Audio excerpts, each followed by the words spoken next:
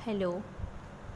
आज हम पढ़ेंगे जयशंकर प्रसाद रचित नाटक अजातशत्रु का चरित्र चित्रण। अजातशत्रु का चरित्र चित्रण। अजातशत्रु का समय था सन 492 से 460 बिफोर सेंचुरी। अजातशत्रु जो था मगध का राजा था। बिंबिसार उसका पुत्र था। अजातशत्रु अपने पिता को बंदी बना करके साम्राज्य प्राप्त करने के लिए ये विख्यात रहा है। और अजातशत्रु की नीति थी साम्राज्य विस्तार की नीति। येन केन प्रकारेण साम्राज्य विस्तार होना चाहिए।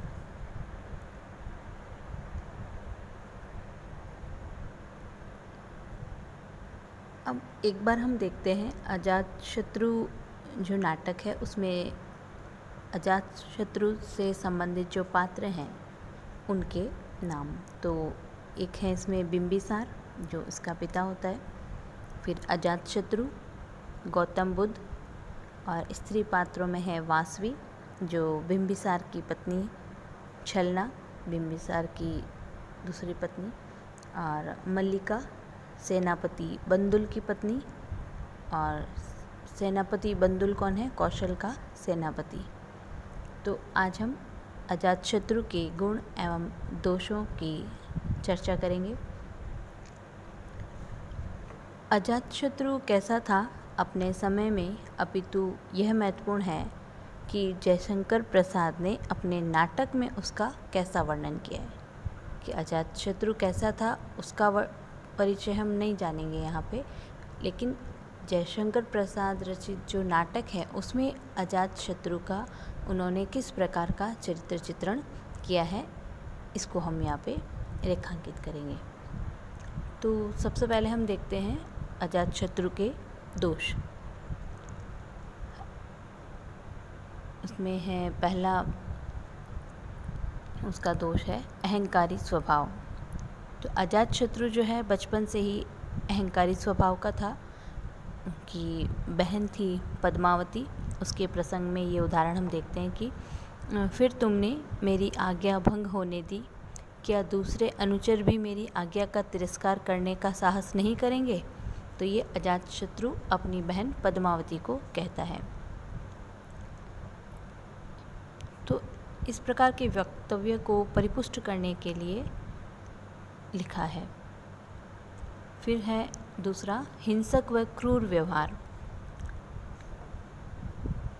तो ये उसकी अजातशत्रु का दोष है स्वभाव का कि वह हिंसक और क्रूर रहा था। कि जो मृग शावक, जो चीते के शावक को लाने के संदर्भ में उसका उदाहरण या कुछ पंक्तियाँ यहाँ हम देखते हैं। हाँ तो मैं तुम्हारी चमड़ी उधेड़ता हूँ, समुद्र ला तो कोड़ा।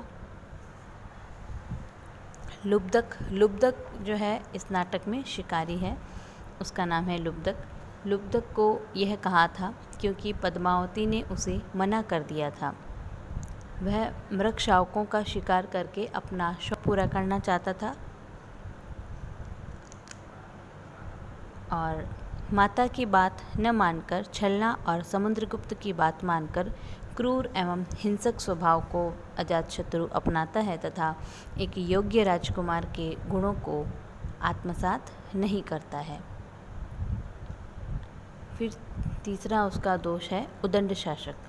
तो बिंबिसार के साम्राज्य त्याग करने के बाद अजातशत्रु राजा बनता है, एक उदंड राजा जो एक आदर्श सम्राट के गुणों के विपरीत था।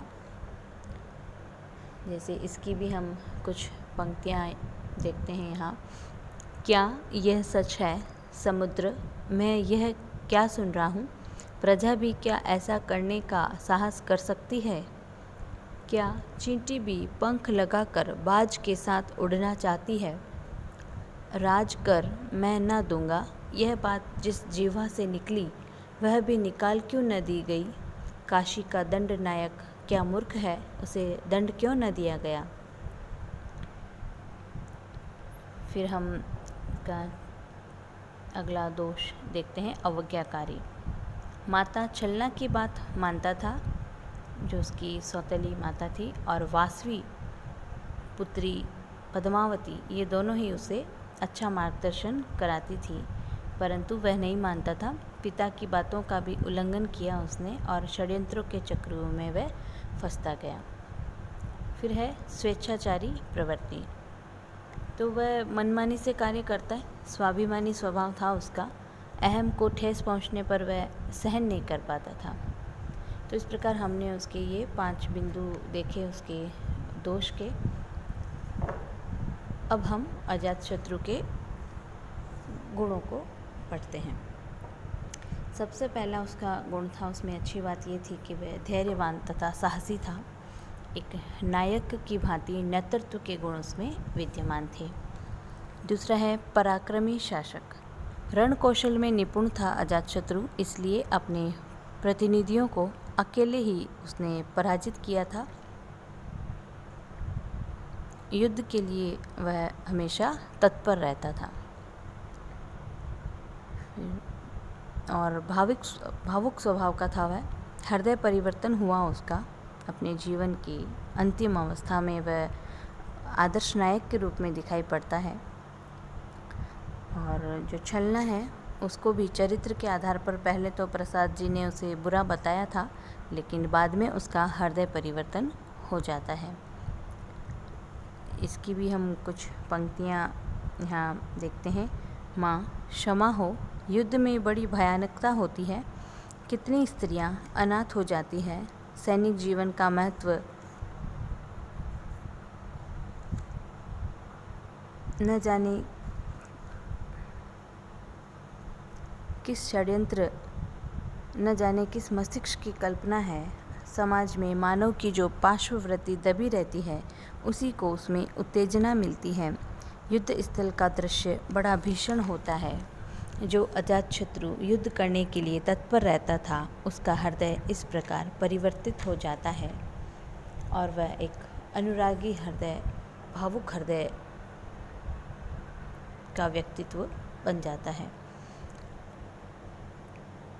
बंदी गृह में वादिरा के सौंदर्य पर मुग्ध हो उससे वह प्रेम करना लगता है। उसकी भी हम कुछ उदाहरण के लिए यहाँ पंक्तियाँ देखते हैं कि मैं अपने समेत उसे तुम्हें लौटा देता हूँ प्रिय, हम तुम अभिन्न हैं। ये जंगली हिरण उस स्वर्गीय संगीत पर चौकड़ी भरना भूल गया है, अब यह तुम्हारे प्रेम पाश में बंद है। मैं सुनता था कि प्रेम विद्रोह को पराजित करता है, आज विश्वास भी हो गया। तुम्हारे उदार हृदय ने अपने विद्रोही हृदय को विजित कर लिया। अब यदि कौशल नरेश मुझे बंदी भी बना ले या छोड़ दे, तब भी इस प्रकार वादिरा प्रसन्न होकर उससे विश्वास भी कर लेती है। फिर एक उसका गुण यह था कि उसको पश्चाताप बोध हो गया था। नाटक के अंत में अपने साथ किए गए व्यवहार से वह शर्मिंदा होता है। उसके परिचितों और अपनों के साथ किए गए व्यवहार से वो शर्मिंदा होता है, और जब उसके पुत्र होता है तब उसे पता चलता है कि वास्तव में एक पिता क्या होता है। तो इस प्रकार उसको ग्लानि होती है और वह अपने पिता के चरणों में जा पड़ता है। तो अजातशत्रु जो था उसका बचपन का नाम कुणिक भी है, कुणिक नाम से भी उसे जाना जाता था। और जैसा हमें नाम से ही पता चलता है, अजातशत्रु जिसका कोई शत्रु जन्मा ना हो। उदयन उसका दामाद होता है बिंबिसार का, और बिंबिसार की बड़ी रानी वासवी, और वासवी का पुत्र होता है कुणिक। और छलना बिंबिसार की छोटी रानी और उसकी पुत्री राजकुमारी पद्मावती। पद्मावती जो होती है वो बौद्ध शरण में गई हुई ऐसी महिला है जो हृदय और मस्तिष्क से एक ही भावना रखती है, वह है निर्मलता। वह यह नहीं चाहती कि वह अपने पिता के राज्य में से वह कुछ भी नहीं लेना चाहती है और वो बौद्ध शरण में चली जाती है। और कुणिक जो होता है वासवी का पुत्र होता है। कहीं ऐसा नहीं हो कि मेरे पुत्र को छोड़कर राज्य गद्दी किसी और को मिल जाए। कौशाम्बी में राजा उदयन, सम्राट वसंतक और विदूषक के रूप में है, और रानी पद्मावती और श्यामा जो है, आम्रपाली भी श्यामा का ही नाम है और मागधी भी श्यामा का ही नाम है। उज्जैनी का राजकुमार है इसमें वासवद, और कौशल में राजा सयनचित, राजकुमार शैलेंद्र, सेनापति बंदुल और कोषाध्यक्ष सुदुप्त, दीर्घनारायण जो है उसका भांजा है, सहकारी सेनापति रानी रुक्मणी, बंदूक की पत्नी मल्लिका और राजकुमारी वाजीरा। ये सभी पात्र इसके अंतर्गत आते हैं, जिसमें बिंदुसार मगध का सम्राट है और अजातशत्रु या कुणिक जो है मगध का राजकुमार है, उदयन उसका दामाद है और मगध का प्रसेनजित जो है वो कौशल का राजा है। गौतम बुद्ध जो है बुद्ध देव के रूप में हैं, जो हमेशा सच का मार्ग प्रशस्त करते हैं। और इसमें सारिपुत्र आचार्य हैं। देवदत्त जो है भिक्षुक है, जो गौतम बुद्ध का प्रतिद्वंदी है। समुद्रगुप्त देवदत्त का शिष्य है और जीवक जो है मगध का राजवीर है। उदयन सभा का विदूषक वसंतक है। लुब्धक जो है शिकारी, जो काशी का दंडनायक है।